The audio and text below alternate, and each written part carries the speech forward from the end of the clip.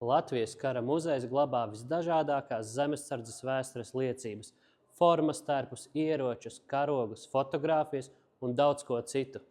Tās visas ir lietišķas vai vizuālas liecības, kas ienākot muzeja izstāžu zālē iekrīt acīs pašas pirmās. Tomēr pastāv arī kāda mazāk pamanāma, bet ne mazāk vērtīga vēstures liecību forma, ko glabā muzejs – cilvēku atmiņu stāsti.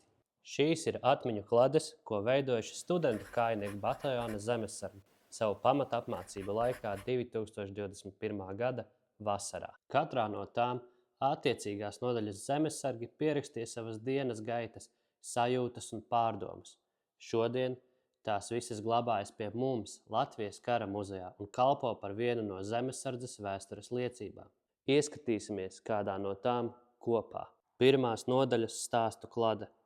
Otrā diena. Grūti saprast, kur somā kas atrodas. Interesanti sagaidīt, kas būs tālāk. Dziesmas dziedāt nepatīk. Bija viens klasisks brīdis, kad situācija pilnīgi nobesīja. Tad 5 minūtes pārdomāju, ka zināju, ka tā būs, un saliku prātu pa plauktiem. Viss ok. 4. diena. Visas lietas iet savu gaitu. Smadzenes ir izslēgtas no civilās dzīves. Sākumā teorētiskās nodarbības, bet zemapziņā pa laikam veidoja briesmoni no meža un pārgājiena dienām. Viss ir galvā un tiksim galā. 8. diena. Somas, protams, kretinē, liec kā gribi spiež, ar to vēl jācīnās, lai panāktu, ka ir patīkami mugurei. Uzskatu, ka mums pirmajai nodaļai ir paveicies ar instruktoriem. Palīdz, atbalsta, nečakarē pa tukšo. Paliek stingrāki, kad tas ir vajadzīgs, un sniedz padomu, kad redz, ka ir grūti. 2. nodaļas stāstu klade.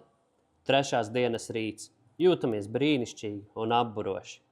Rīta rosme bija laba, sajūtas labas. Cerams, ka šādas lietas tikai turpināsies. Laika rakstīt ir diezgan maz. Līdz gulētiešanai atlikušas 6 minūtes. Lai nu kā, kopumā par nometni līdz šim viss notiek tā, kā es to biju gaidījis. Mani tas priecē. Jaunsardzē gūtās zināšanas nāk par labu. Ja godīgi, es pat nevaru ne par ko sūdzēties. Mājas man galīgi nepietrūkst. Man bija noriebies sēdēt un neko nedarīt. Beidzot, es daru to, kas man patīk, un jā. Un labi, man besīja tas, ka brīvā laika relatīvi maz. Tūlīt jāiet gulēt, bet es gribētu rakstīt vēl un vēl, lai nu kā, redzēs, kā būs vēlāk. 22. jūlijas, 7. diena. Šodien būs smaga diena. Visur pirmo reizi iesim ar uzkabēm. Vakarā iespējams sāpēs mugura,